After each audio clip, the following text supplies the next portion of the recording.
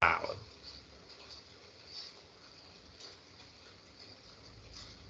Deixa eu começar a gravar que eu retorno o assunto. Pronto. Faz parte do métier, do cotidiano de sala de aula, essas dificuldades de planejar, de saber o que vai fazer. E aí ela comentou que estava há 3 dias planejando. Aí eu disse, olha, vou te contar um segredinho. Tem aula que a gente passa a semana toda planejando a aula, né? Amadurecendo a aula, escolhendo material, adaptando o material, vendo o que dá certo, o que não dá. E ainda assim, quando a gente executa, dá tudo o contrário do que a gente planejou, né? Então, não se preocupem. Essas dificuldades que vocês têm, que vocês tiveram na elaboração, é a dificuldade comum. E esse é o momento de errar, né? Porque vocês estão num ambiente simulado, num ambiente seguro, onde vocês vão poder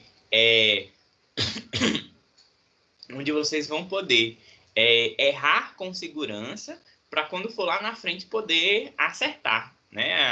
Acertar no mais próximo possível, mas sabendo que mesmo quando a gente planeja tudo direitinho, não é certeza de dar certo. Mesmo quando a gente planeja e executa direito, também ainda não é certeza de dar certo.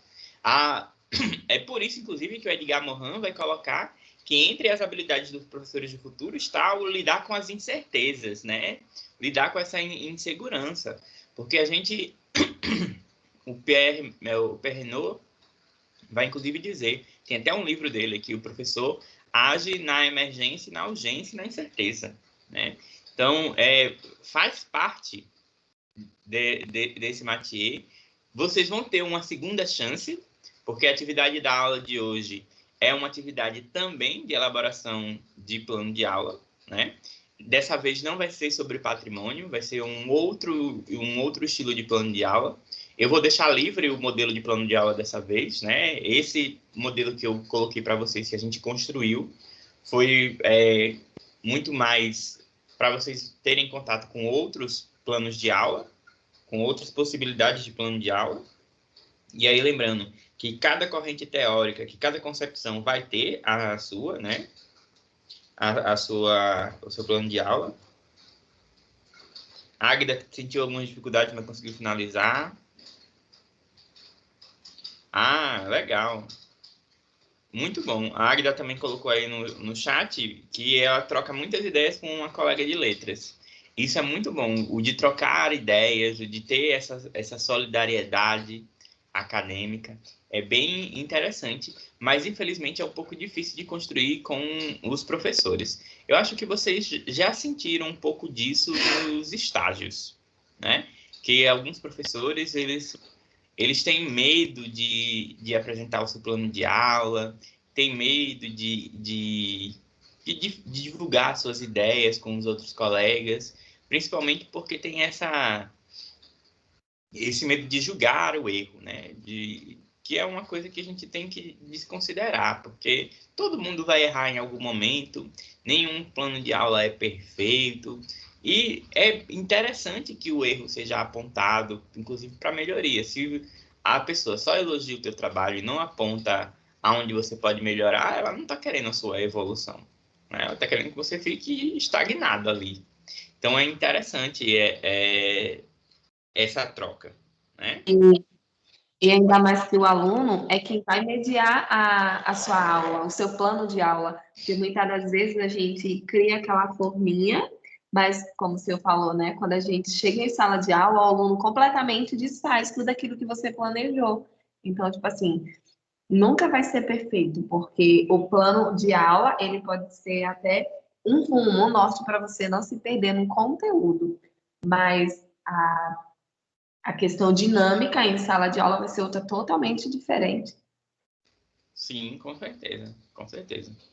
Às vezes, eu acho que eu comentei isso na aula passada e está no meu primeiro artigo que eu coloquei para vocês lá, que às vezes é até melhor quando dá errado, porque aprende mais, né? Você valoriza mais a prática.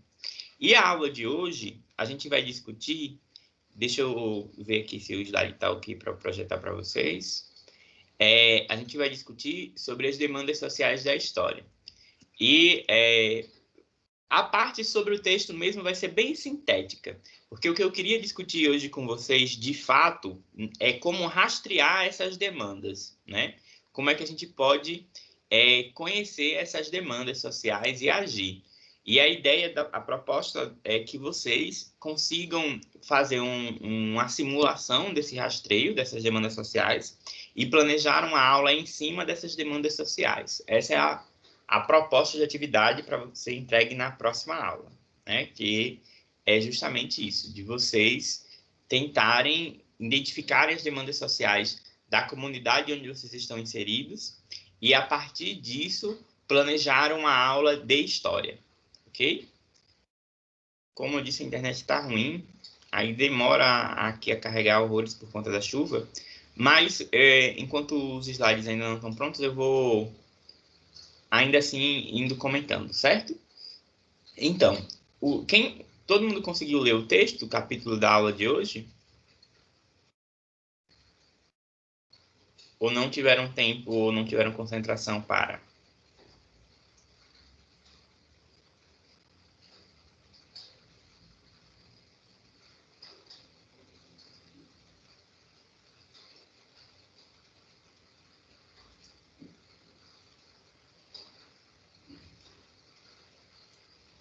Bruna não memorizou, Paula também não leu. Leiam, tá? Leiam, porque esse é o material que a gente vai utilizar como norte para as avaliações, né? Quem está com leitura atrasada, tente pôr a leitura em dia, né? Tentem pôr essa leitura em dia para não acumular, porque eu acho que esse já é o 5º capítulo e o livro tem 8.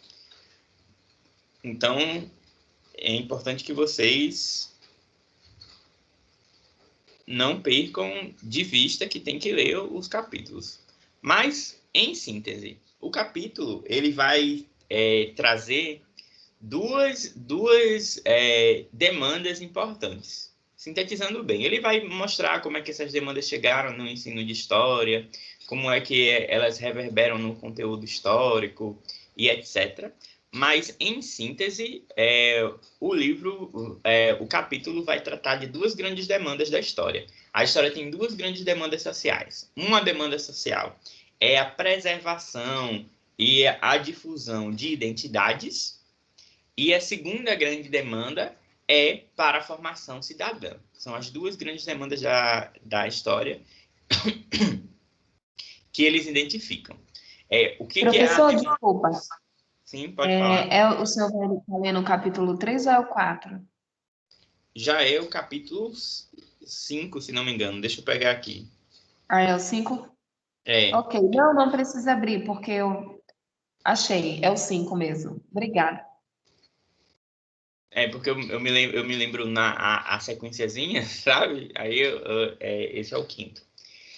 E aí ele vai falar justamente dessas 2 grandes demandas, a identidade e a cidadania. A identidade no sentido de a aula de história tem que buscar representar o máximo possível os sujeitos que estão lidando com esse conhecimento, né? Então, ele tem que trazer a figura da criança, tem que trazer a figura do jovem, tem que trazer a figura da mulher, tem que trazer a figura do negro, a figura do indígena, a figura do idoso, ele também vai colocar. Uma das demandas que a sociedade nos dá para o ensino de história é justamente começar a incluir esses sujeitos periféricos nas narrativas, né? E começar a apresentar para os nossos alunos esses sujeitos como exemplos, né? Como exemplos a serem seguidos e também como exemplos a serem problematizados. E aí, essa grande demanda de mostrar as identidades, a gente também tem que pensar que o lugar desse sujeito e que identidades são essas, né? Porque uma coisa é a identidade, por exemplo, de alguém da Zona Norte de Natal, no sentido do que seria essa identidade, a maneira como ela se identifica e os outros a identificam. Então, tem toda uma cultura da Zona Norte de Natal, no sentido de que eles têm uns lugares próprios de memória, a Zona Norte tem uma história própria, tem um conjunto de ações, de sentidos, de lugares que envolvem aquela comunidade da Zona Norte e que precisa estar inserida na sua aula de história. A mesma coisa na Zona Sul, a mesma coisa na Zona Oeste. Então, a gente tem que buscar as identidades desses sujeitos, as histórias de vidas desses sujeitos, para que eles apareçam também nas nossas aulas de história, certo? Então, essa é a primeira grande demanda, a demanda por identidade. A segunda grande demanda é a demanda por cidadania, pela formação cidadã. E aqui a formação cidadã entendida como que os sujeitos saibam identificar quais são os seus direitos, quais são os seus deveres e como agir socialmente, no sentido de agir politicamente, de se organizar politicamente, de construir manifestação, de dar entrada em assinatura, em abaixo-assinados, né? De saber que ele, enquanto criança, tem um conjunto de direitos, que tem uma legislação que foi criada para ele, para protegê-lo, né? Que existe uma legislação, uma Constituição Federal, que coloca quais são os direitos e os deveres dos cidadãos. Então, é importante que nas aulas de história a gente também trabalhe com isso, né? Agda, para ser sincero, Agda, eu nem sei. Minha câmera aqui disse que desativou. Eu tô. Tá não, professor. Faça o seguinte, mande no WhatsApp o slide, aí a gente acompanha daqui, porque não está aparecendo. E aqui está dizendo ainda que a reunião foi reiniciada. Agora apareceu. Apareceu o slide.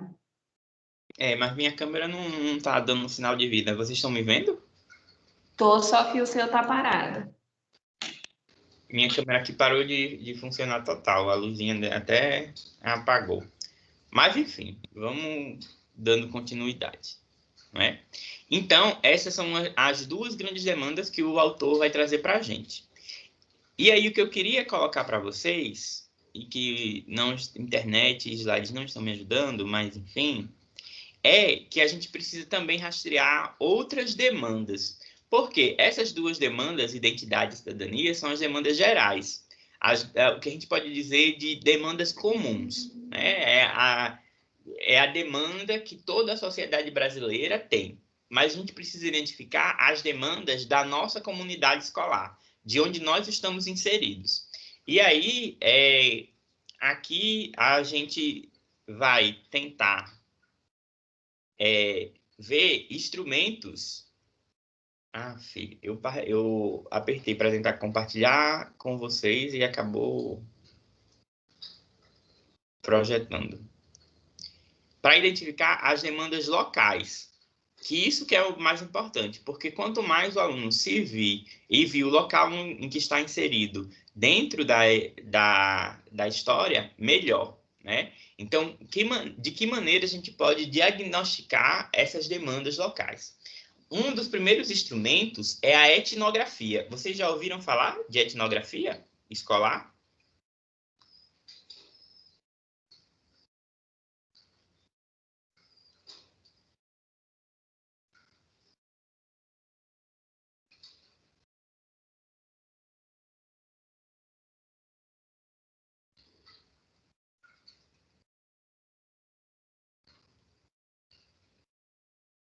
Daniele não está no grupo, não. Eu esqueci de colocar, mas eu vou pôr hoje. Certo?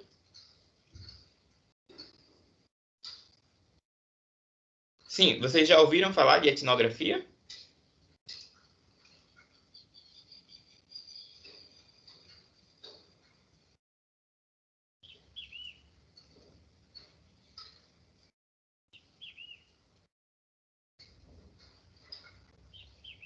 Eita, que o computador é uma benção.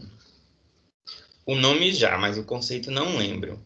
E aonde foi, você se lembra aonde você ouviu falar de etnografia, Bruna?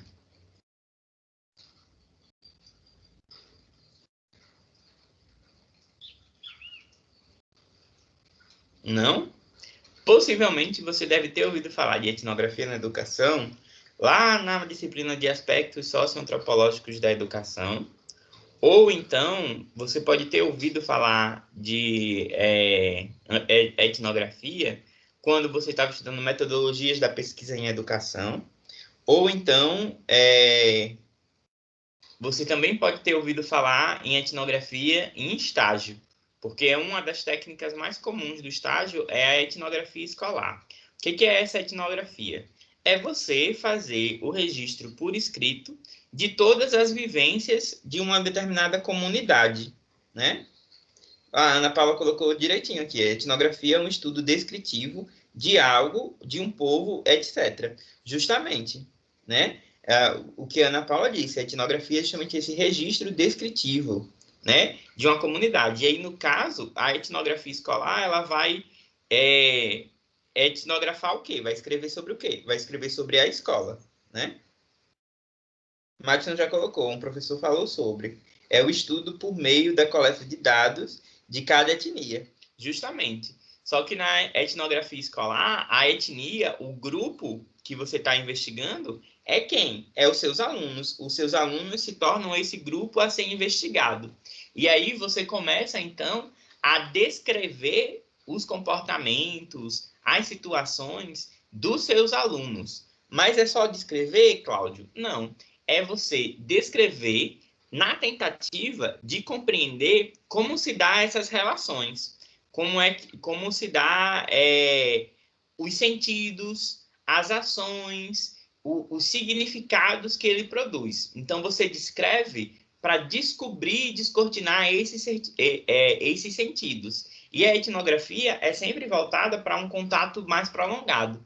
É justamente o que a gente busca quando faz estágio 1. O estágio 1, que é o estágio de observação, é justamente para você fazer essa etnografia. Você acompanhar a turma com o seu professor ou professora, descrevendo as relações e aquilo que você está vendo, tentando compreender como é que se dá o processo de ensino-aprendizagem. Então, uma das primeiras maneiras de você conseguir identificar uma demanda social para a disciplina de história é através da etnografia escolar. É você fazendo esse acompanhamento. Eu sou suspeito para falar porque a etnografia escolar é uma das práticas que eu mais utilizo, né, nas minhas pesquisas. É uma das que eu mais gosto, de ficar lá sentado no meu cantinho, observando e tentando conversar com os alunos, com os professores, para buscar compreender. E aí, a partir do que eu consigo captar na etnografia, é que eu vou fazendo o planejamento de sala de aula. Por exemplo,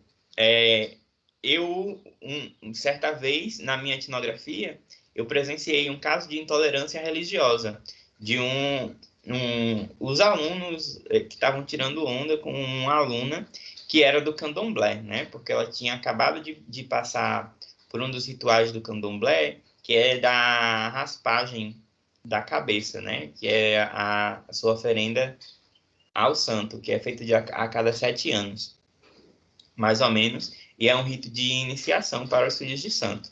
E aí o pessoal, né, já eram adolescentes, não eram crianças, estavam tirando onda por conta disso. E aí, quando você capta essas situações na etnografia, você vai e traz para a sala de aula. E aí eu fiz todo um trabalho sobre a história das religiões afro-brasileiras, tentando mostrar como é que se dava essa religiosidade, a adaptação que ela sofreu, o contexto histórico que estava inserido, numa tentativa de, a partir do conhecimento histórico, fazer com que esses sujeitos não cometessem mais aquele bullying, né?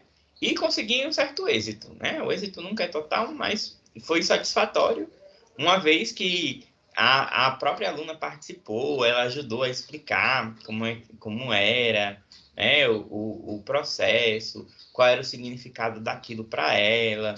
A gente conseguiu estabelecer algumas comparações, os alunos se colocaram no lugar dela, né? Então, tem todo esse trabalho que vai justamente da etnografia. Então, é muito interessante também a gente tirar um tempinho para ver o comportamento desses alunos no intervalo, né?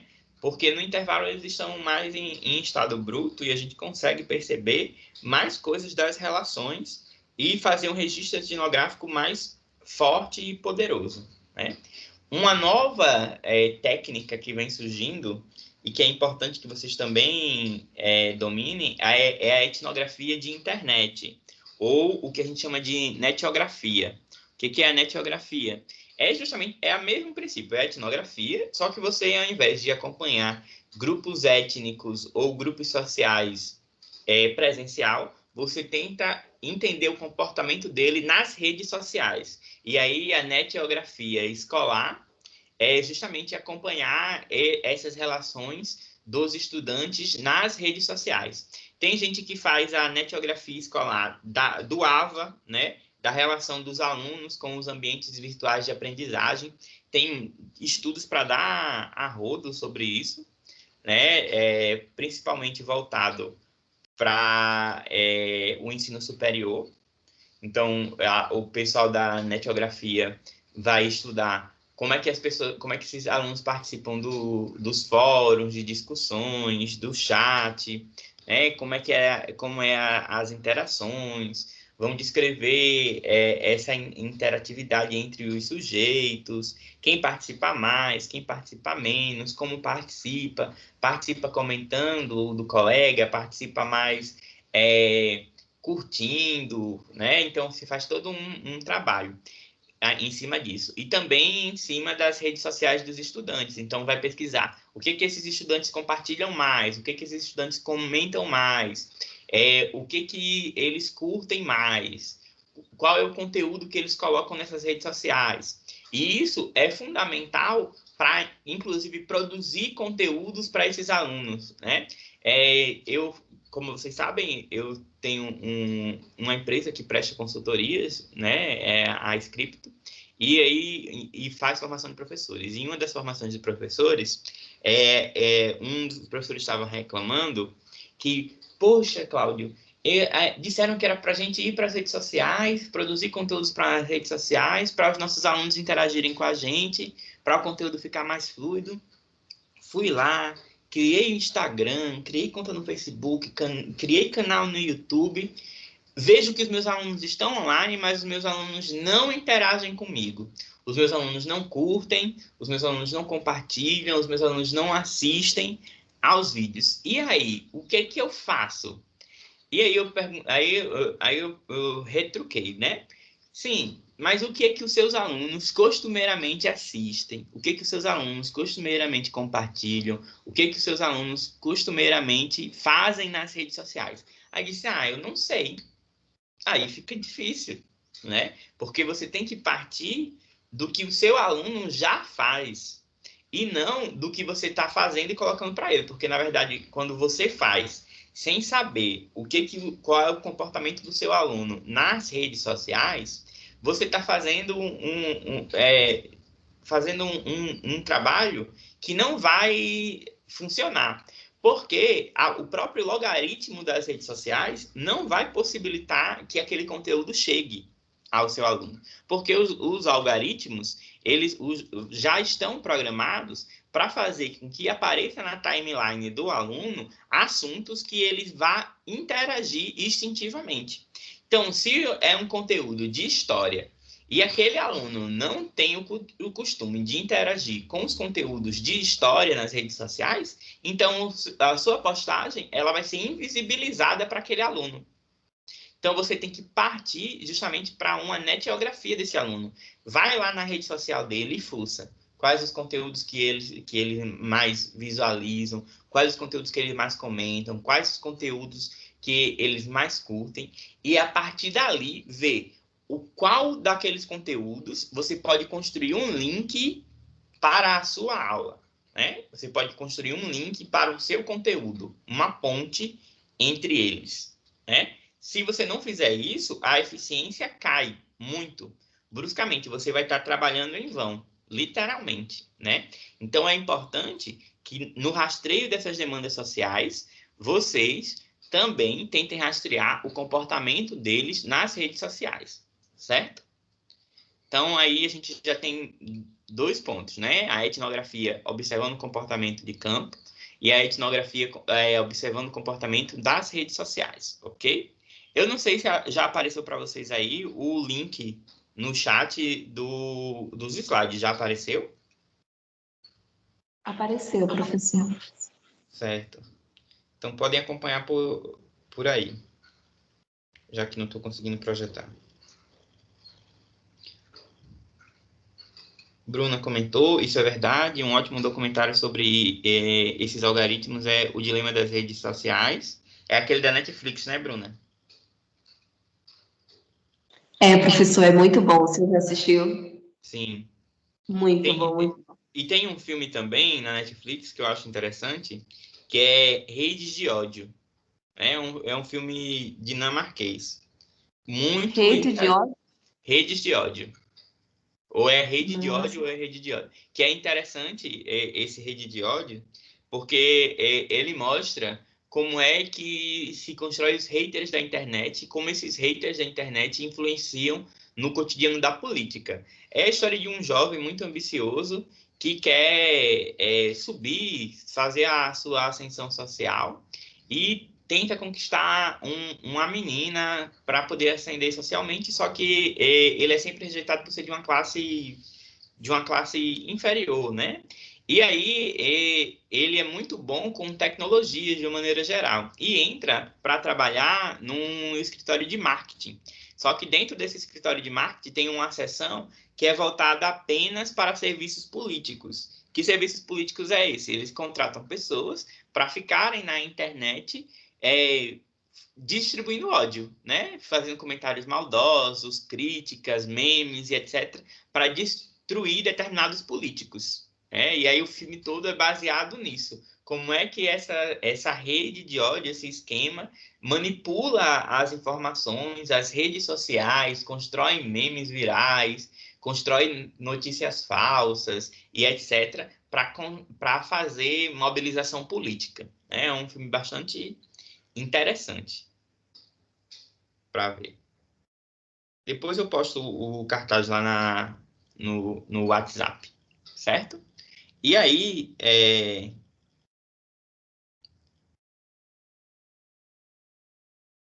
foi justamente o que foi feito no Brasil, Daniela. Justamente. Né? E aí, quem trabalha com história precisa ficar atento para isso. Eu tenho um trabalho sobre isso desde 2012. Desde 2012, como eu trabalho com tecnologias educacionais, desde 2012 que eu venho apontando para essa importância de a gente estudar a internet e o que ela está produzindo em termos de memes e etc., porque são significativos. Eu vou ver se eu acho esse trabalho para mandar para vocês, onde eu analiso justamente como é que dentro dessas redes sociais, o Facebook, que é a rede social que eu mais uso e que eu mais gosto, como é que dentro do Facebook foi se construindo essas outras narrativas de história, essas narrativas de histórias falsas e extremamente perigosas, né? Então, vai aparecer falando sobre que os escravos se escravizavam entre si, e aí, por isso a escravidão está perdoada, né? Então, tem todos esses probleminhas que vão surgindo nas narrativas dentro da internet que nós que trabalhamos com história precisamos trazer para problematizar em nossas aulas, né? Então, isso é uma coisa importante, é uma nova demanda social. Lidar com o negacionismo histórico presente em sala de aula, né? Presente nas redes sociais e que acabam reverberando na sala de aula, né? Então, esse é um dos caminhos.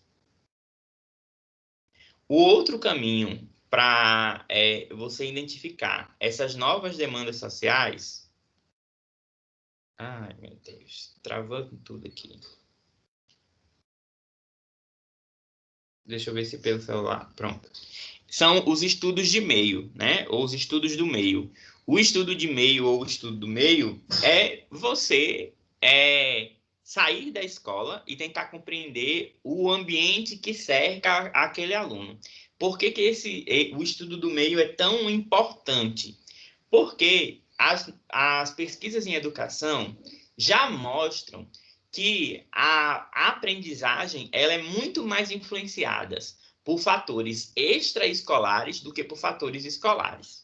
Né? O que isso significa?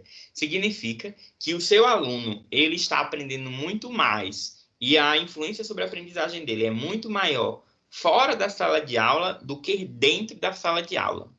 E aí é por isso que é importante você, enquanto professor, sair da sala de aula e entender esse mundo que cerca o aluno fora dela.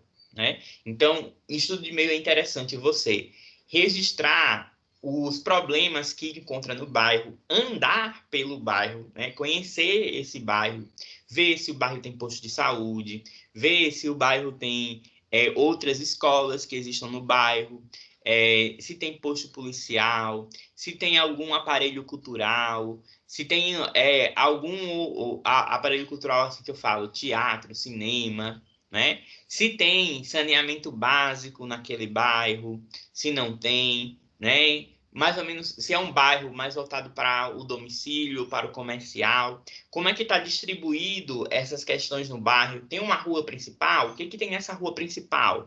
Né? E fazer esse estudo, onde que os meus alunos moram, né? Será que tem condições básicas de saúde? Porque tem dois tipos de escola, tem vários, né? Mas tem dois principais tipos de escola. Tem escola de comunidade e escola extracomunidade. Escola comunidade é quando a maioria dos alunos que participam daquela escola moram nos arredores, no bairro mesmo ou em bairros vizinhos. E tem as escolas extracomunitárias, onde os alunos que estão nessa escola, elas não fazem parte do bairro onde a escola está inserida. Eles vêm de lugares mais distantes e às vezes de outros municípios. E aí depende do perfil da sua escola. Se o perfil da sua escola for o perfil de comunidade, de bairro, então você, no seu estudo do meio, você investiga o bairro. Se a comunidade for de comunidade extra, se for de extra comunidade, aí você investiga o trajeto da escola, certo? Então você detecta que os seus alunos são mais de uma outra cidade. Então você vai fazer o trajeto da cidade até a escola, né? Para você ir vendo as dificuldades que o aluno passa no trajeto, para ir vendo que caminho ele faz, que situações aparecem ao longo do caminho, e aí você reúne tudo isso num relatório, e a partir desse relatório do estudo do meio, você vai selecionando temas e situações para trazer para o cotidiano de sala de aula. Isso não deveria ser uma atividade isolada de um professor, né? Obviamente. Deveria se fazer isso na semana pedagógica. Isso é uma coisa que vocês, como futuros pedagogos, futuros coordenadores pedagógicos, quando tiverem a oportunidade de fazer um planejamento de uma semana pedagógica, inclua o estudo do meio dentro dessas relações, certo? Dê um momento para que os professores circulem pelo bairro, conhecendo o bairro, porque, infelizmente, muitas vezes, os professores vêm do seu carro, do seu transporte, entra na escola, dá a sua aula, volta para o carro e vai-se embora. E não conhece a comunidade do entorno, né? Não conhece a vivência do seu aluno. E isso faz com que ele produza um conteúdo que não tem uma identificação com o aluno, né? Ou que propõe a atividade que não tem nada a E ver. às vezes a gente começa a achar que aquela turma não presta, ou aquela turma é muito ruim de dar aula, mas a gente não consegue entender essas demandas, né? Como o senhor está colocando, essas demandas sociais. Quando tem um filme que eu assisti, eu não lembro agora o nome, que era de uma escola onde os alunos eram muito revoltados e que, tipo, não queria muito prestar. Eu acho que era passado no Brooklyn, se eu não estou enganada. E aí chegou uma professora lá e mostra que eles podem fazer diferente, só que aí ela começa a conhecer, justamente isso que o senhor está dizendo, o bairro onde eles moram e a vivência desses alunos, o porquê eles são assim. E aí, quando ela conhece, ela começa a pensar diferente e ter outras atitudes correlacionadas àquela turma, a qual ninguém nunca dava valor para ela. Eu esqueci o nome do filme. Mas é muito bom. É porque eu aprendo mais com filme, professor. Eu gosto de estar assistindo filme, eu acho muito mais legal.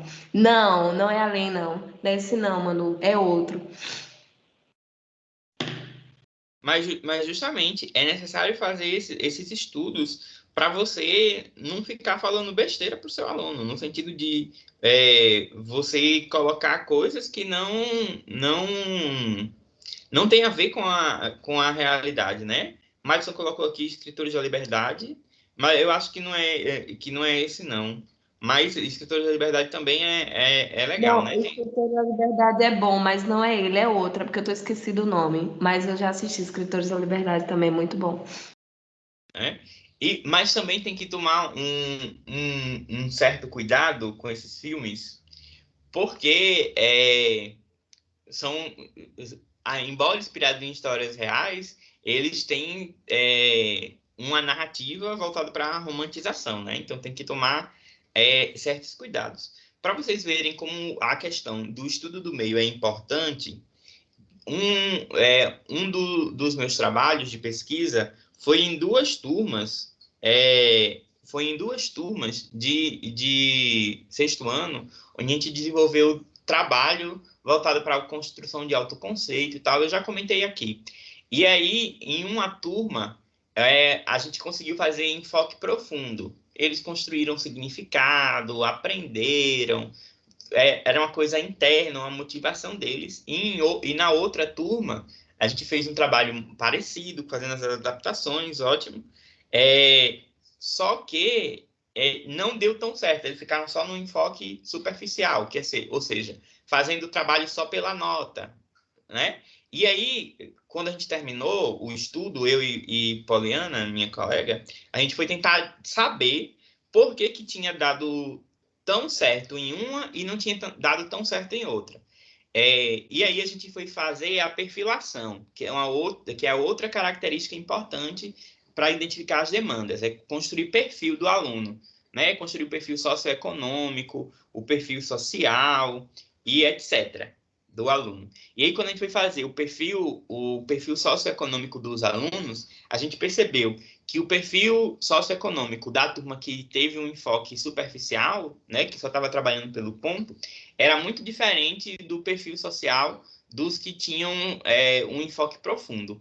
Aqueles que tinham um enfoque superficial, que estavam só pelo ponto, eles tinham uma série de problemas sociais muito grandes, né? Tinha aluno ali que sofria situações de violência física, tinha alunos que vinham de lares desestruturados, que não tinham apoio familiar, tinha alunos que os pais estavam em uma situação de desemprego crônico, né? Então, tem essas situações socioeconômicas que a gente, enquanto professor, só consegue rastrear se a gente fizer esse perfil, né?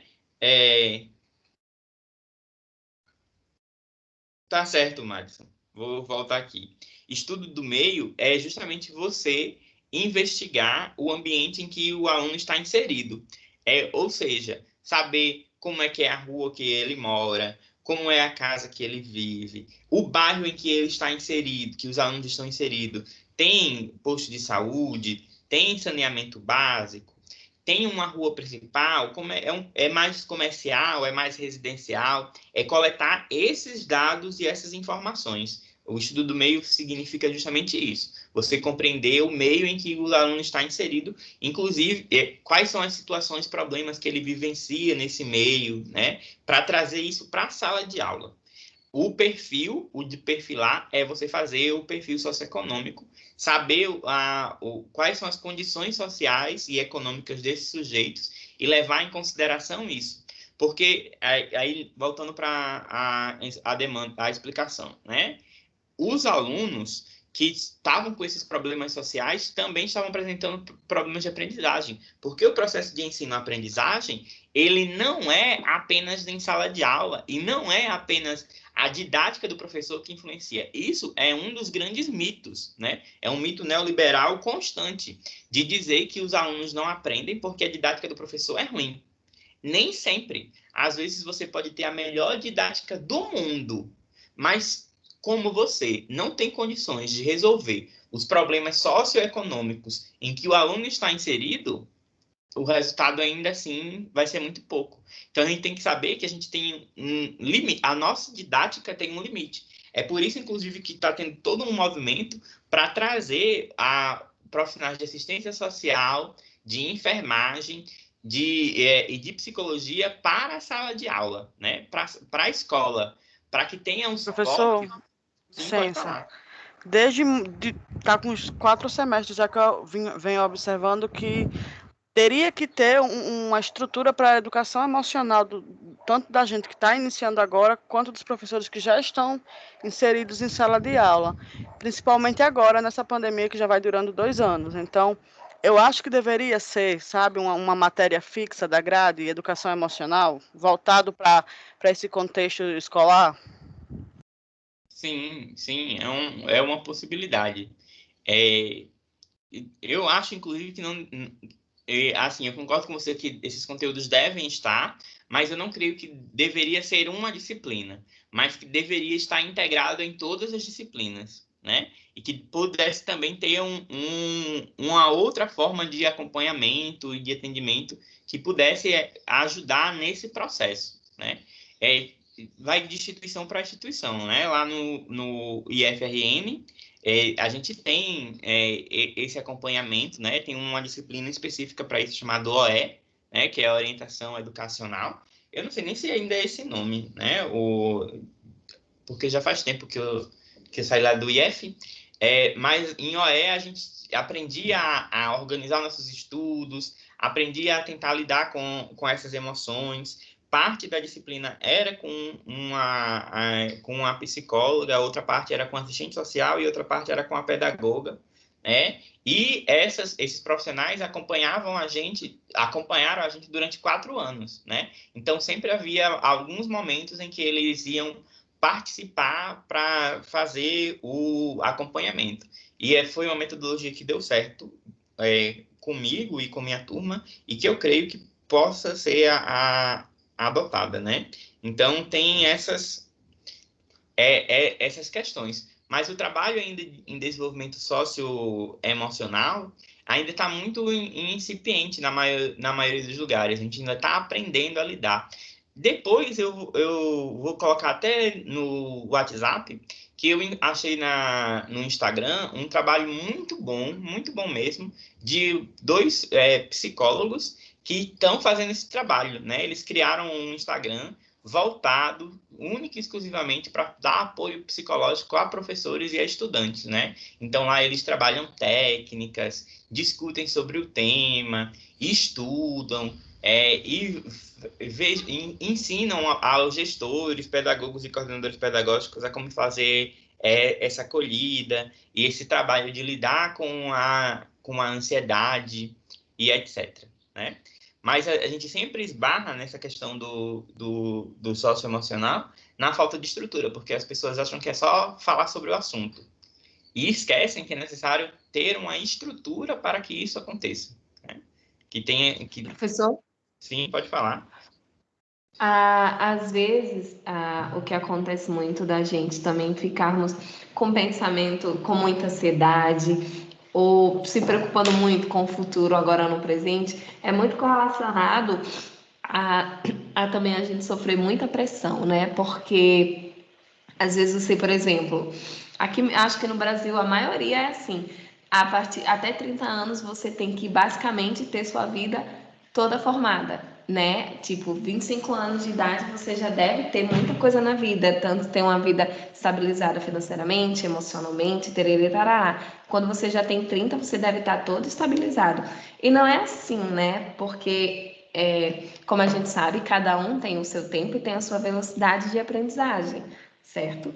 Então, acho que, infelizmente, muito disso ainda é carregado na vida de todos os jovens e até mesmo adultos frustrados, né? Então, para a gente poder trabalhar isso, tem que se começar, na minha concepção, não sei se estou errada, na educação infantil, você ir trabalhando isso e não definir idades para tudo. Claro que a gente precisa se organizar, né, cronologicamente, mas nem tudo deve ser muito afinco de tipo de como forma de pressão, mas sim de processo de aprendizagem mesmo, de você ter calma, que nem tudo você precisa aprender em tal idade, terminar o estudo em tal idade, saber tudo em tal idade. Acho que tudo requer um processo e calma, porque depende de você, né? Do seu ser. Sim, Bruna. E eu ainda acrescento mais. A gente tem que começar a perceber que a culpa não é da gente, mas que há uma estrutura social. E os nossos pais também têm que começar a entender um pouco disso. Porque a estrutura social, a sociedade em que eles viveram, em que eles cresceram, em que eles tiveram a juventude deles, é uma sociedade completamente diferente da nossa. As estruturas sociais mudaram, as relações de trabalho mudaram e isso influenciou. Hoje em dia, é praticamente impossível você ter um emprego que seja estável no setor privado, que era uma coisa muito rotineira nos anos 70, 80 e 90, e que hoje em dia não tem mais essa possibilidade, porque o próprio mercado demanda que haja mudanças constantes, né? A ideia de que exista uma profissão que você vai seguir a vida inteira é outra ideia que caiu por terra. As pesquisas já mostram que a tendência é que, ao longo da vida, as pessoas que nasceram após os anos 2000, né, a tendência é que, ao longo da vida delas, elas mudem de profissão pelo menos 5 vezes. 5 vezes. E Então, isso, na minha concepção, não quer dizer que, tipo, é inconstância, sabe? Porque eu vejo a sociedade muito como um funcionamento de... Não sei se estou errada dizendo assim, mas como um funcionamento de um mercado mesmo. Porque uma hora você tem que estar... Você tem que se desdobrar para fazer tal ação, tal coisa. Então, assim, você não pode se ficcionar, né, em algo para sempre. Você tem que estar ali para autos e se modelando de acordo com o avanço que a sociedade vai tomando. E aí é que entra, professor, essa questão da demanda social junto com a demanda emocional, porque você não tem uma estabilidade social boa para se erguer, para se dar essa continuidade, né, na sua vida, e você não tem uma estabilidade emocional. Então, você encontra... Qual é o caminho que você vai encontrar? Nenhum. E aí você acaba estagnando na mesma situação e nunca consegue fazer essa rotatividade, nunca consegue dar andamento ao processo, por conta dessas duas que empanca, porque você não vê solução. sim, sim. E aí cabe fazer todo esse trabalho para se conscientizar do que é responsabilidade e capacidade sua e do que é situação de contexto, né? O que o contexto lhe possibilita fazer. E você tentar fazer o meio de campo, né? De saber, olha, eu dei o meu melhor, mas o contexto não possibilitou que eu realizasse tal coisa, né? Então, é importante ter esse cuidado, né? Tanto conosco, quanto quando a gente estiver tratando com os nossos alunos. E uma outra coisa que é importante você identificar nas demandas são os sonhos e o que ele quer, né? O que a gente chama de objetivos de aprendizagem do aluno, né? E aí eu já comentei isso em aulas passadas. Nós, professores, temos os nossos objetivos de ensino e o aluno tem um objetivo de aprendizagem dele. E aí a gente tem que tentar rastrear o que está mobilizando esse aluno a vir para a escola, qual é o sonho dele e como é que eu posso ajudar a construir, a colaborar para o sonho dele.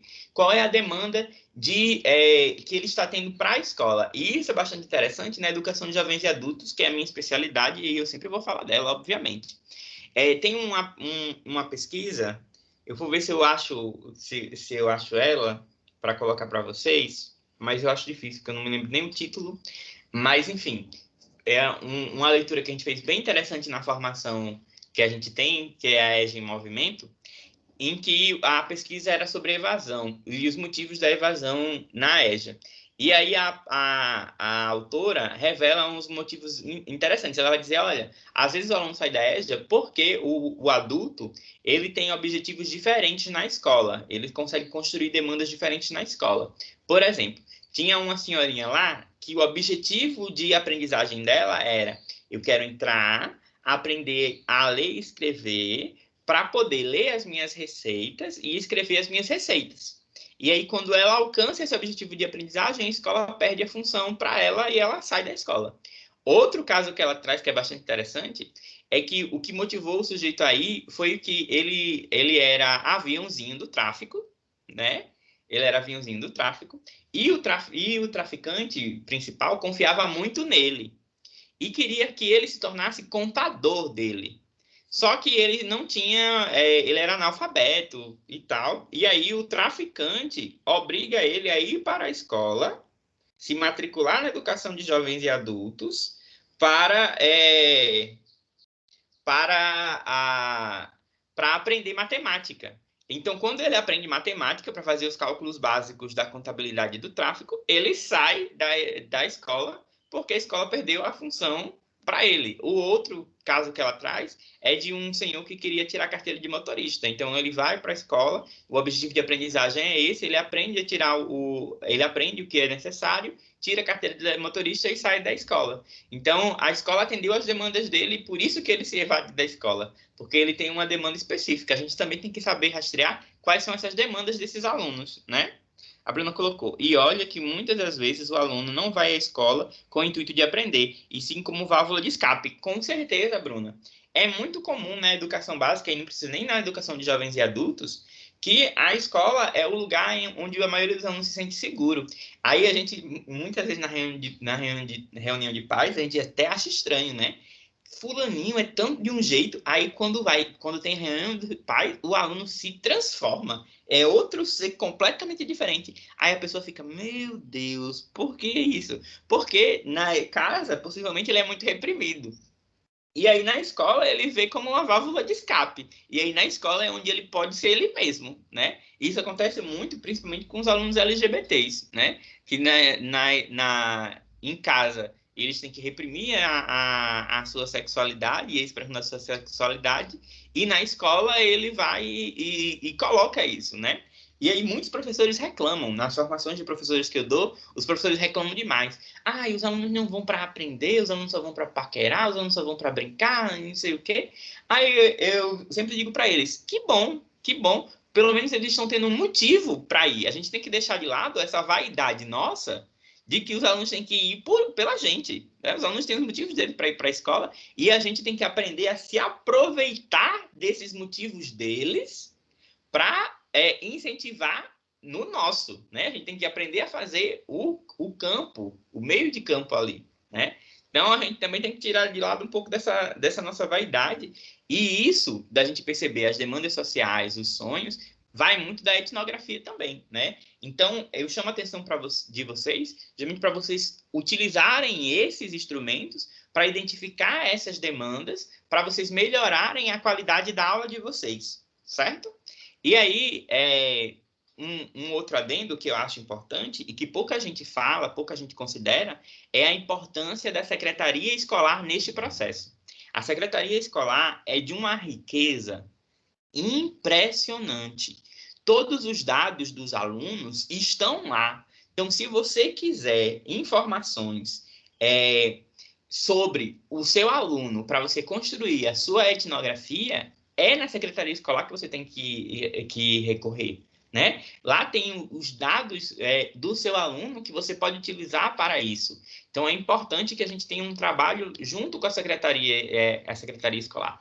Eu tive algumas experiências em escolas que eu aprendi isso, de respeitar a secretaria escolar, de usar os dados da secretaria escolar na minha prática em sala de aula. Ótimas coordenadoras que eu tive, né, que utilizavam isso, né, que utilizavam a secretaria escolar como coleta de dados. E a gente teve até duas experiências interessantes, uma em Ceramirim e outra em São Gonçalo, em que a gente fazia a perfilação do aluno justamente no ato da matrícula, né? As coordenadoras de educação de jovens e adultos de Ceramirim e e de São Gonçalo estabeleceram que quando o aluno ia na secretaria escolar fazer a matrícula, o secretário escolar, o pessoal da secretaria, preenchia um questionário já fazendo um perfil desse aluno, né? Fazendo uma entrevista estruturada, e esses dados eles justamente coletaram para construir os seus currículos, né? Então, eles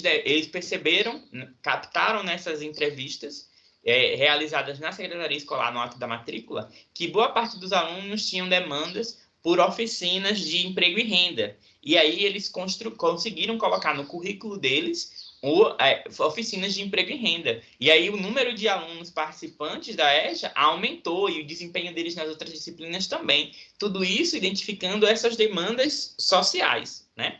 E agora eu gostaria de mostrar para vocês alguns dos meus instrumentos de coleta, certo? Eu não sei se eu vou conseguir projetar. Espero conseguir. Mas em relação a isso, dúvidas?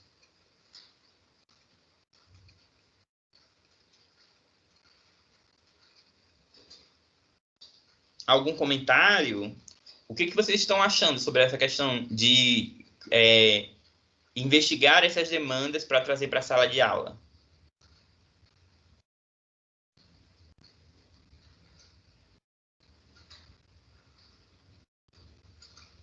É interessante, professor, mas assim, eu achei que talvez não coubesse tanto. Não sabia que era tão válido, entendeu? Mas eu tô achando bem interessante. É extremamente válido. Muda completamente a relação.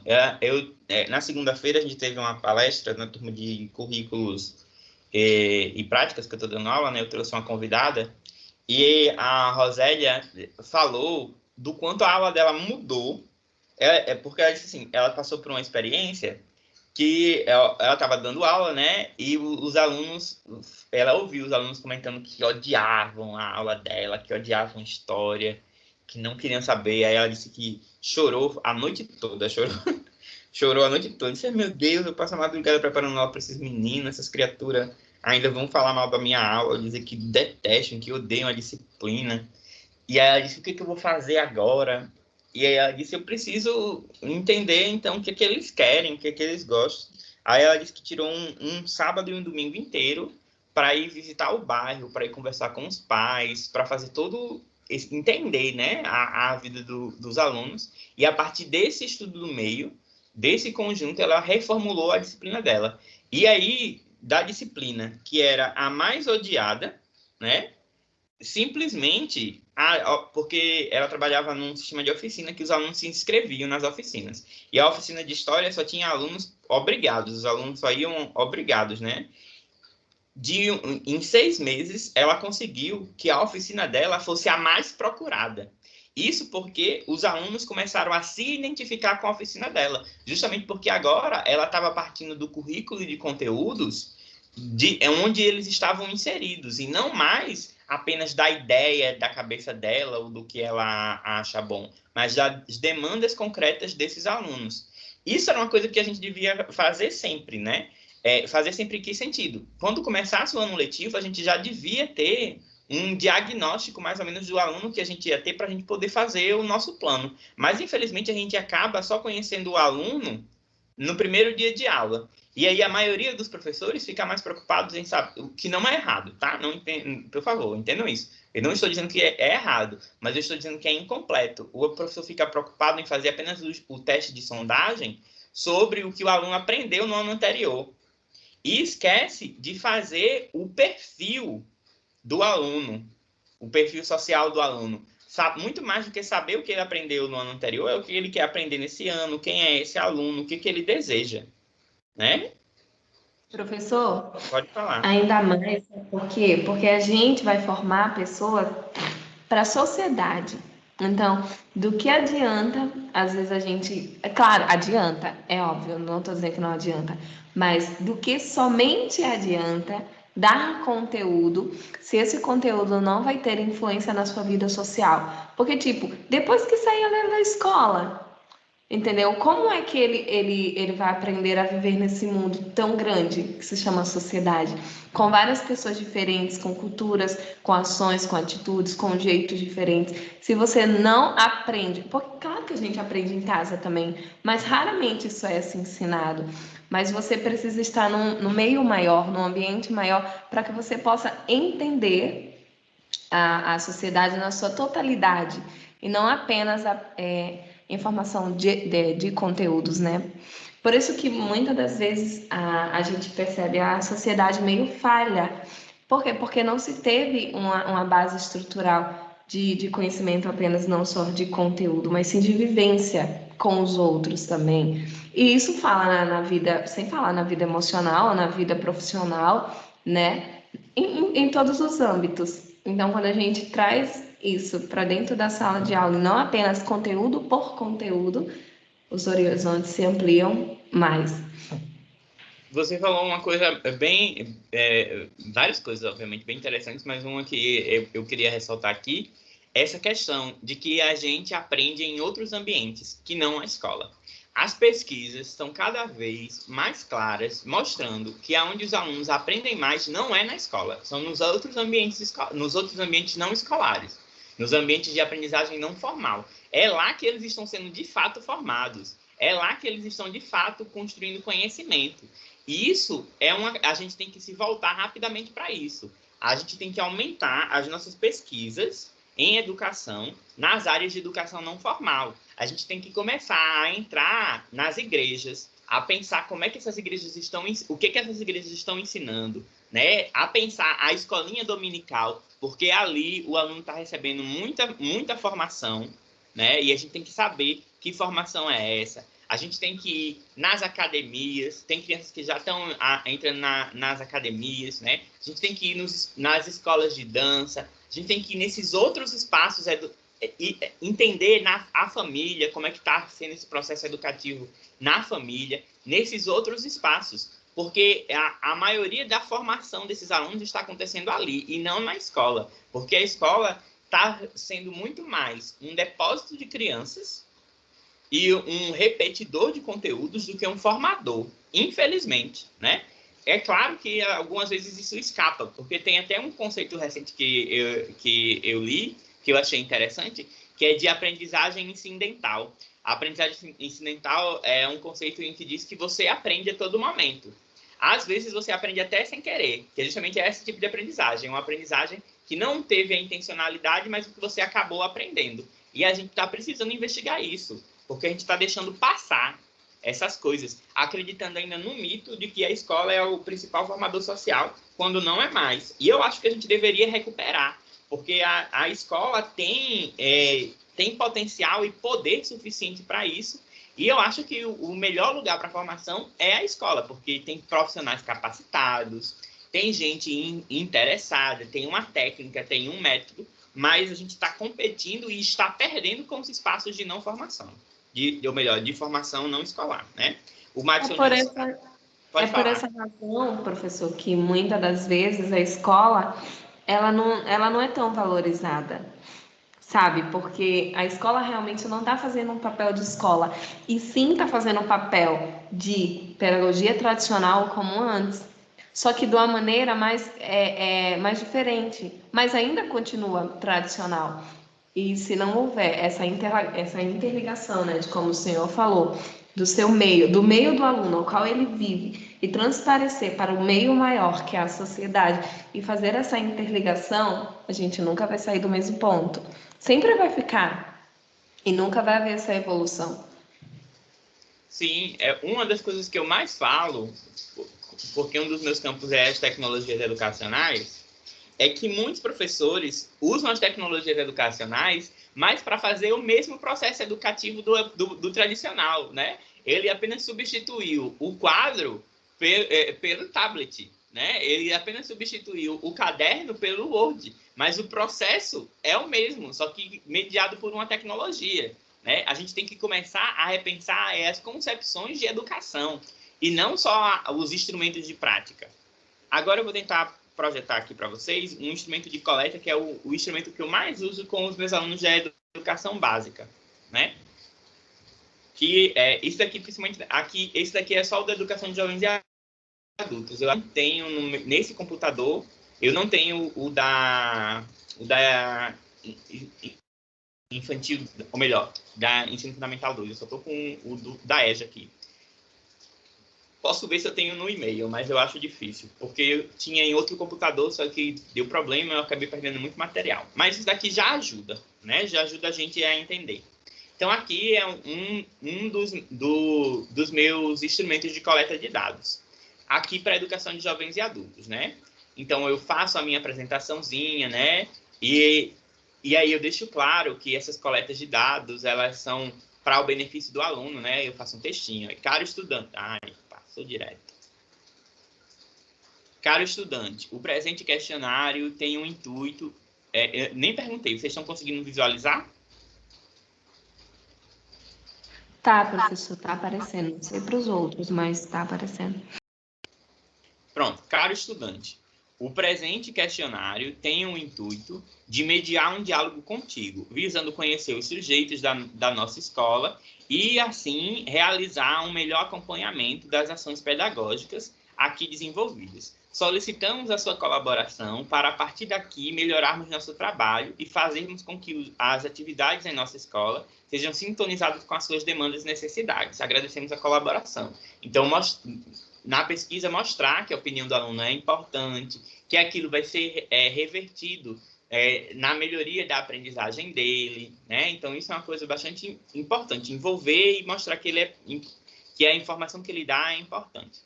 E aqui os dados do perfil socioeconômico, né?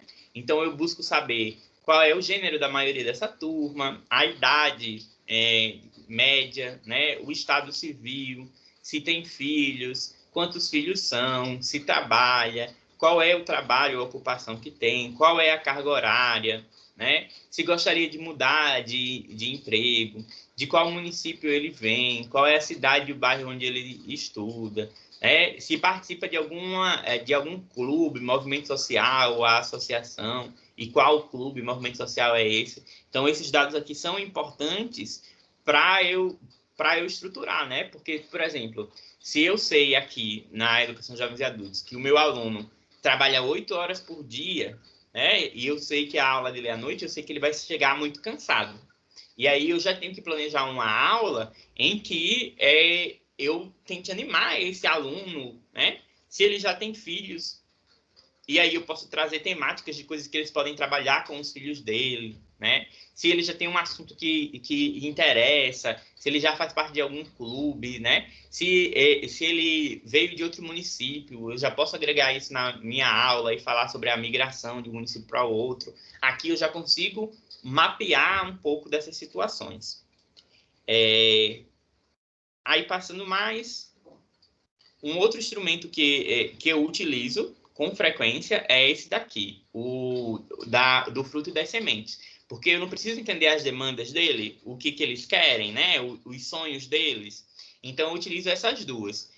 Na frutinha, da fruta, ele vai colocar o sonho dele, o que ele quer alcançar, qual é a demanda dele.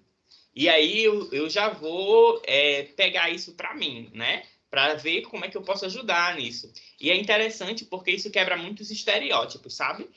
Numa pesquisa que eu fiz em 2012, na educação de jovens e adultos, um dos estereótipos que se tinha é que o pessoal da educação de jovens e adultos só estava lá para pegar o certificado e pronto, acabou-se.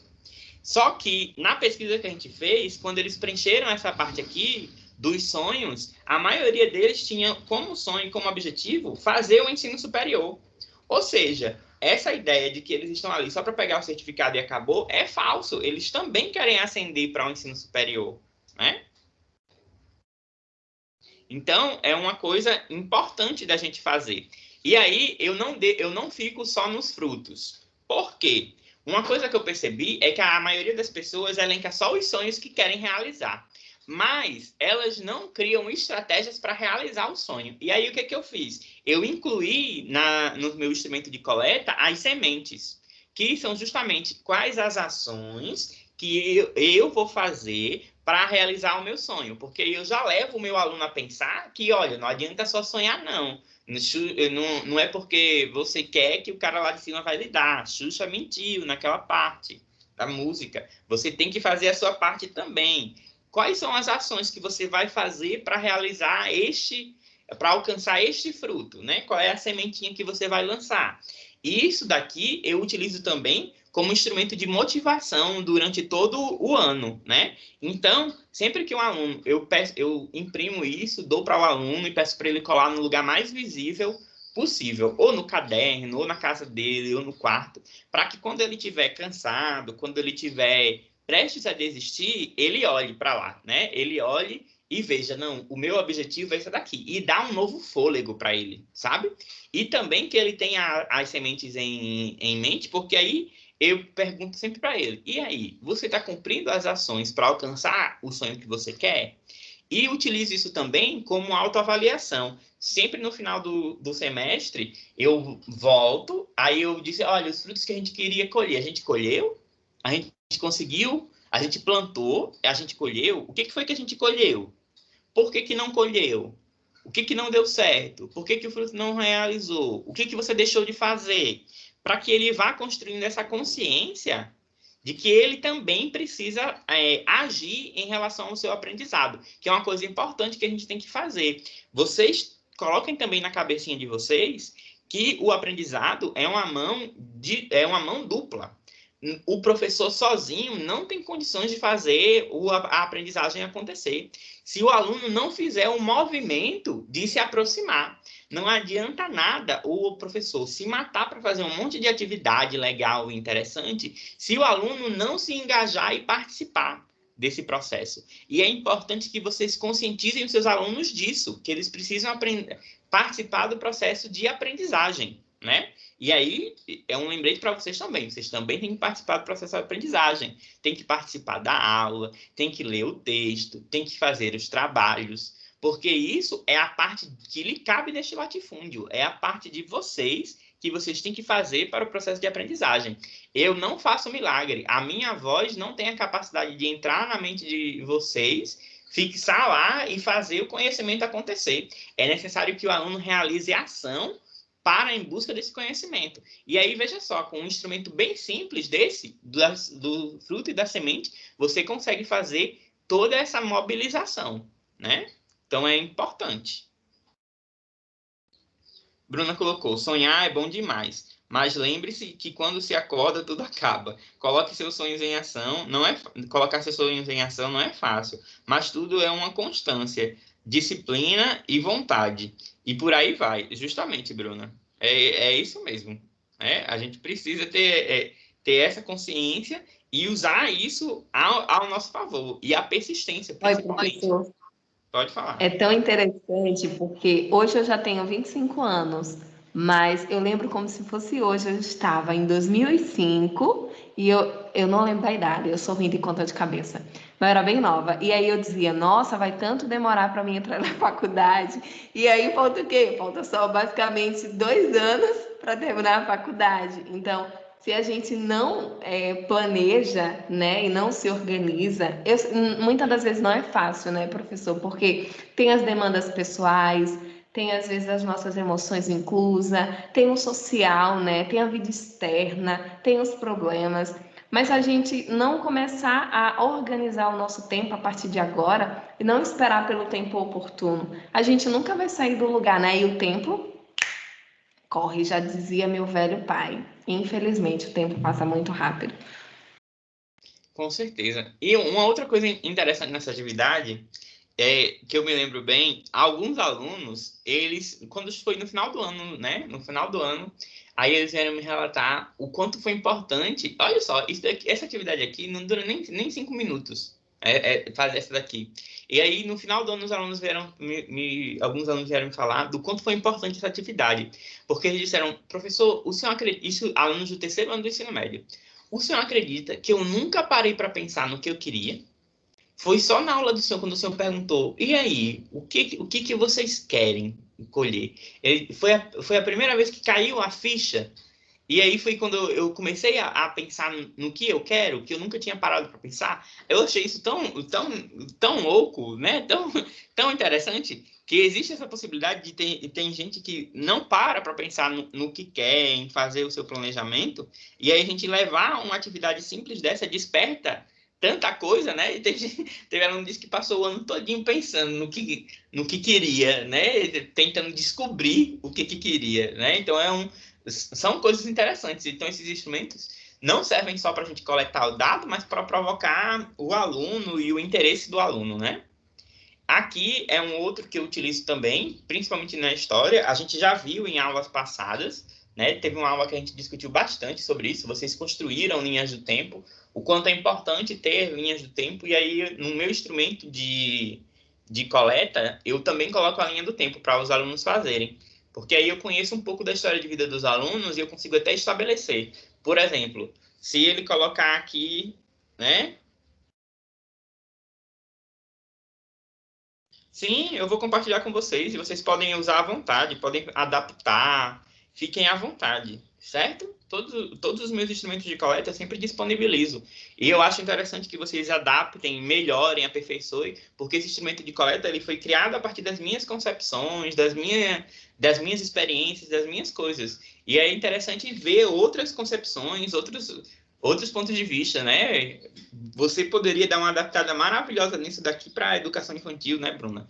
Ia ser bastante interessante de pensar como fazer isso para a educação infantil, né? E dar as adaptadas, acrescentar coisas, né? E aqui nessa linha do tempo, eu faço sempre, porque eu posso coletar para os alunos, por exemplo, se eu vejo que na maioria da linha do tempo do pessoal tem um evento mais ou menos parecido, por exemplo, Torres Gêmeas, né? Eu vejo que todo mundo da turma, ou a maioria da turma, colocou as Torres Gêmeas como um fato importante da sua vida. Eu já pego isso e trago para minha aula, né? Ou então, a questão colo. Aí você vai e pega também isso, né? Vê, a maioria dos alunos nasceu em tal período. Que fato histórico aconteceu em tal período que eu posso fazer relação com os meus alunos? E aqui também já me deu umas coisas bem interessantes. Esse da linha do tempo eu utilizei na minha especialização e deu resultados bem interessantes. Deu 2 resultados que me chamaram bastante atenção. Um resultado que eu chamei de negação do passado, e aí a negação do passado se dava por 2 vias. Uma, tinha aluno que não preenchia a linha do tempo. E aí, quando eu ia entrevistar ele para saber por que ele não preencheu a linha do tempo, ele dizia claramente: minha vida não tem nada de importante, não tem nada que possa ter marcado de significativo, então não tem nada que eu coloque nessa linha do tempo. E aí você já, fica ligado no aluno, né? Esse aluno aí tem um problema de autoestima, tem um problema de achar que ele não é importante, então eu já vou ter que fazer um trabalho diferenciado com ele, né? Já se liga nisso. Tem outros que fizeram a negação do passado pelo futurismo, do que eu chamei de futurismo, porque o passado é tão doloroso para ele, né? É uma coisa tão ruim, chata, que ao invés de colocar as coisas do passado, ele disse: eu não quero lembrar do passado, não. Aí na linha do tempo ele só colocou as coisas do futuro, as coisas que ele queria fazer. Quando ele completava 18 anos, quando ele entrava na Marinha, depois quando ele ia se tornar oficial da Marinha, e etc, né? E eu achei bem interessante. A gente planeja a linha do tempo para ser uma coisa, o aluno vai e faz outra.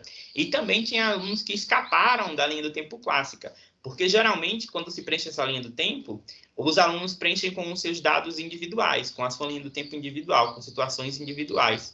Mas teve alguns casos que preencheram com situações coletivas, né? Tinha uma menina que era muito ligada em esportes, e aí ela colocou na linha do tempo dela os jogos que mais marcaram ela, os jogos do ABC que mais marcaram ela, né? Teve outro aluno que era mais ligado na música, e aí ele fez a linha do tempo, que o que foi que marcou a história dele foram os shows que ele participou, né? E aí ele ia incluindo os shows que ele participou nessa linha do tempo.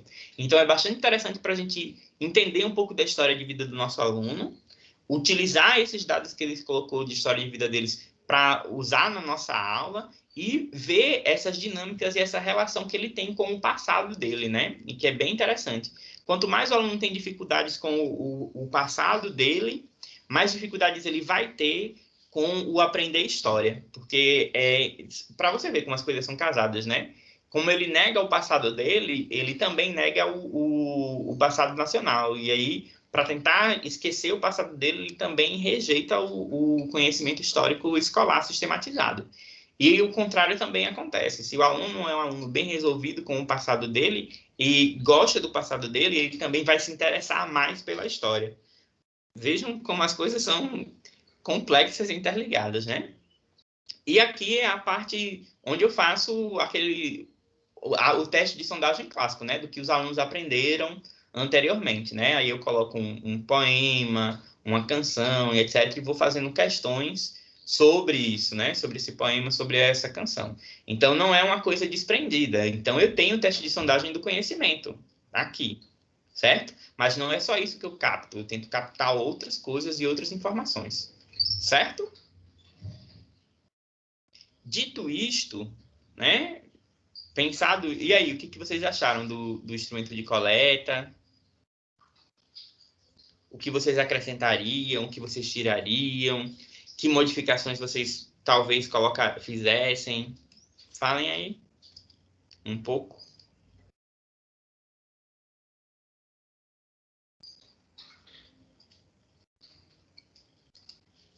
Andressa, Daniele, Madison, Águida. O que vocês acharam do instrumento?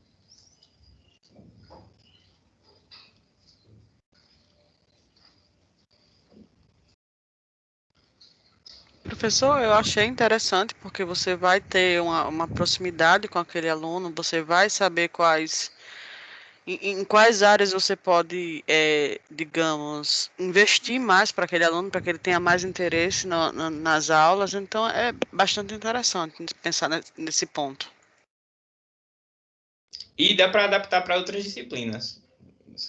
É só pensar no Não, qual... sim, com certeza, porque você pode fazer uma adaptação para várias disciplinas, para turmas, digamos, do fundamental, porque está começando ali aquele fundamental, vai adaptando para outras séries também. Acho que fica bem interessante.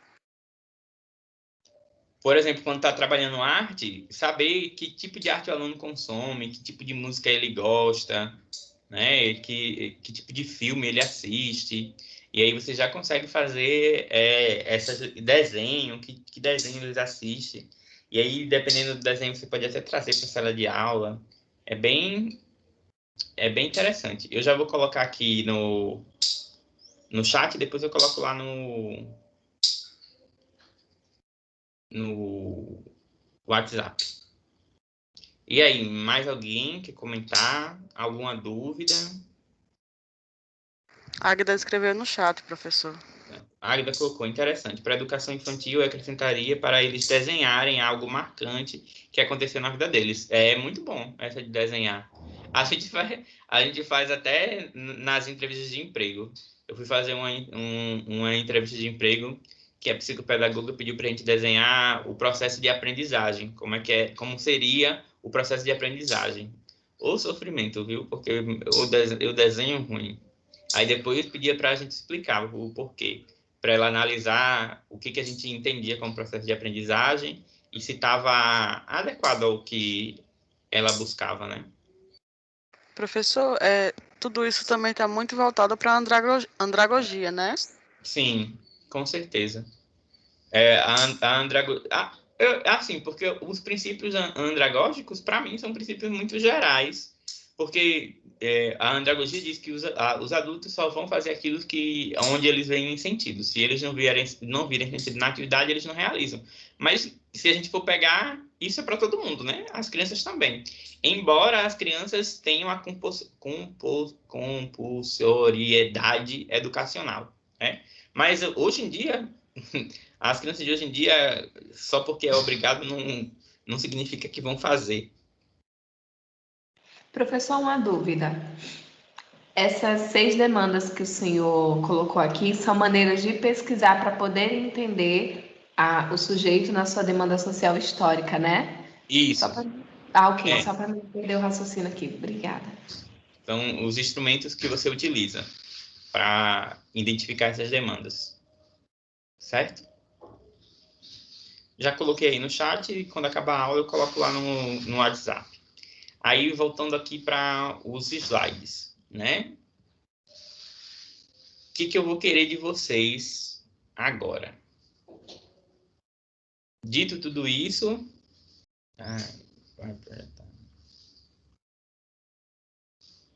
Calma, deixa aqui o computador fazer a parte dele, do serviço.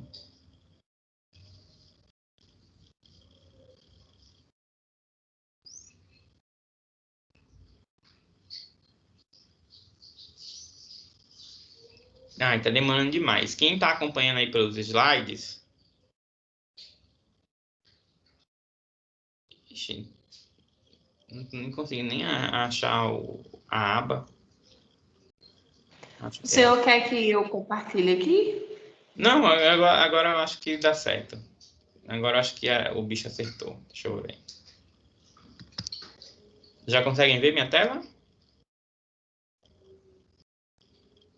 Não. Então, por favor, projete. Não, agora mostrou que está projetando. Que vai Agora projetar. foi. Só falta carregar. Mas, enquanto carrega, o que eu quero que vocês façam agora? Eu quero que vocês façam outro plano de aula. Só que agora, eu quero que vocês façam um plano de aula a partir de demandas, né? De demanda social. Que demanda social você quer, Cláudio? Vocês que vão dizer. A minha proposta é que vocês façam um relatório, um pequeno relatório do bairro de vocês e das demandas sociais que você identifica no seu bairro. E aí, a partir da demanda que você identifica, você vai fazer um plano de aula sobre isso, certo?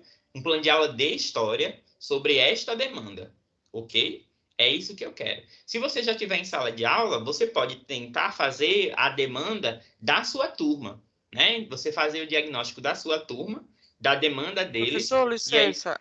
Pode falar. Repita do começo que cortou para mim, por favor. Certo. Eu vou esperar aqui projetar, porque fica mais fácil de vocês verem. E aí a gente discutir.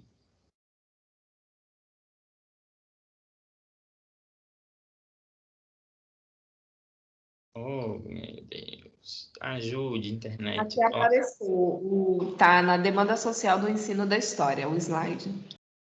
Aqui é porque aqui travou. Mas, enfim, o que eu quero de vocês? Vocês vão fazer um pequeno relatório sobre as demandas sociais do seu bairro, certo? O que vai constar nesse relatório? Eu quero saber qual é o bairro que vocês moram, como é esse bairro, se tem posto de saúde, faz uma caracterização do bairro e faz uma caracterização dos problemas. Os problemas mais comuns nesse bairro são tal e tal e tal. E aí vocês, a partir desse relatório, dessa demanda social, vão escolher uma dessas demandas para preparar uma aula que atinja essa demanda claramente. Então, por exemplo, no meu bairro, a situação que eu identifico que eu acho que eu posso trabalhar é o da segurança. Então, eu vou preparar uma aula, um conteúdo de história que esteja relacionado às questões da segurança para que eu possa levar isso para a sala de aula, para a minha demanda, certo? Ou então, eu vejo que tem problemas de moradores de rua. E aí eu tento ver como é que eu posso trazer esse conteúdo, esta temática para a aula de história, né? Uma maneira de fazer isso. E aí vocês vão me entregar esse relatório da demanda com o plano de aula sobre essa demanda, certo? Compreenderam?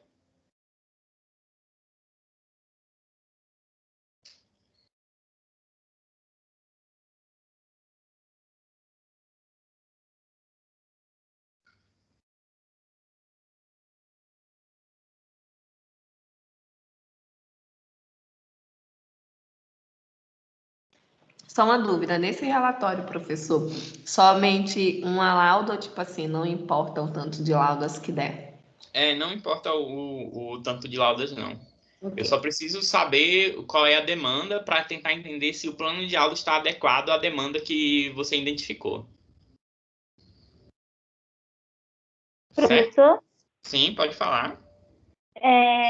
Tipo, se eu identificar várias demandas, aí eu escolho uma para fazer o plano de aula, é isso? Isso. Escolhe uma para fazer o plano de aula. Você escolhe a demanda que você considera a principal. Mas no relatório você fale das outras. certo? No relatório você coloca, olha, as demandas que eu achei no meu bairro foram essas daqui. Mas a que eu acho prioritária para tratar em sala de aula é essa outra. Ana Paula vai dizer se podemos utilizar a BNCC e o currículo do RN. Pode. Dessa vez eu deixo, tá? Vocês podem utilizar o da BNCC para não precisar quebrar a cabeça com as habilidades. E o currículo do RN também, certo? O que importa para mim nessa atividade é vocês conseguirem identificar as demandas e conseguirem construir um plano de aula que atenda a essa demanda, certo? A estrutura do plano de aula é o mesmo do passado? Pode ser, é livre, desse é livre, certo? Como vocês já vão ter o trabalho de identificar a demanda, eu vou facilitar o máximo possível o restante das coisas para vocês. Então, vocês podem fazer o plano de aula o que achar mais confortável, ou que vocês estiverem mais acostumados, certo? Podem utilizar a BNCC ou o currículo do RN, o que vocês desejarem, desde que, obviamente, vocês consigam me provar que identificaram a demanda do bairro e que a aula está relacionada a esta demanda, certo? Professor, outra coisa, a data de entrega? A data de entrega é a próxima aula. A próxima aula é feriado, né? Dia 2. Então fica para o... Olha como vocês... Graças a Deus é feriado. Graças a Deus. Vocês podem entregar na outra sexta. Deixa eu ver aqui a data aqui. Eu acho que é no dia da AV1. Eu ia dizer isso, professor. Vai ser no dia da prova. No dia da prova vocês entregam. É um alívio, só que ao mesmo tempo é uma aquele bomba, mesmo né? dia? Eu vou confirmar a AV1, mas eu acho que a AV1 é no dia 9 de vocês. Professor, aí envia para aquele e-mail do senhor que enviou... Sim, para o e-mail. Envia para o e-mail. Certo? Professor, Pode falar. eu acabei de enviar quer dizer, enviei há pouco tempo o plano de aula já, viu? Certo, beleza. Aí quem tiver com trabalho atrasado de algum ou o primeiro trabalho do relatório, ou o plano de aula, ou linha do tempo, qualquer outro trabalho que tiver atrasado, eu estou recebendo até dia 31, certo? Depois do dia 31, aí eu só recebo esse, por conta da própria data, certo? Ok? E sim, é o último trabalho avaliativo, certo? É o último trabalho avaliativo Graças a Deus. Não vai ter outros, mas vocês foram avisados. No primeiro dia de aula, eu disse como era a minha metodologia e que ia ter muito trabalho, né? Muito círculo de Menino, eu potência. jurava que era a pegadinha do senhor. Mas não foi, não. Não, o que eu prometo eu cumpro. O que eu prometo eu cumpro, né? Mas eu acho que foi bem eficiente. Acho que vocês conseguiram aprender bastante coisa, né? A gente vai discutir tudo isso depois da AV1. Depois da AV1, a gente vai ter aquela reuniãozinha gostosa, eu devolvendo as notas e a gente comentando sobre a disciplina e o que vocês desejam que eu mude, que eu altere na disciplina. Já vão pensando aí, anotando, para a gente ter a lavagem de roupa depois da AV1, certo?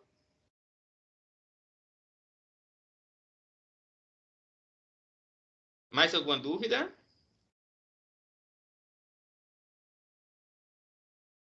Professor, uma dúvida.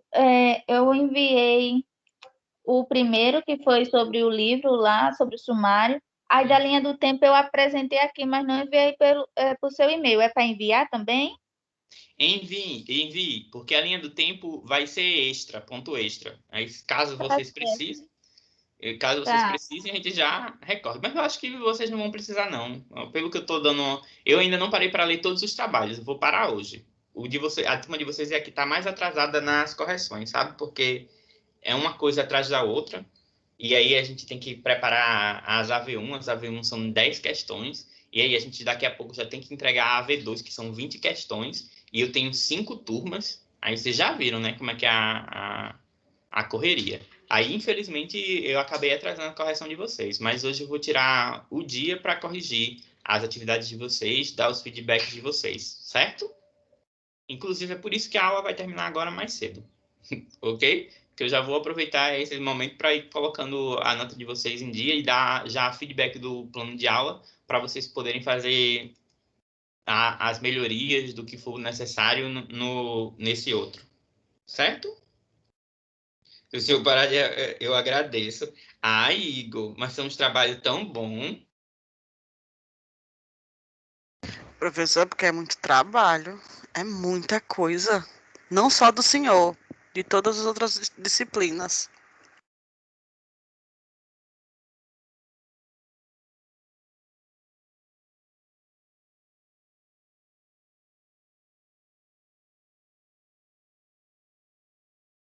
E agora ele ficou sem voz.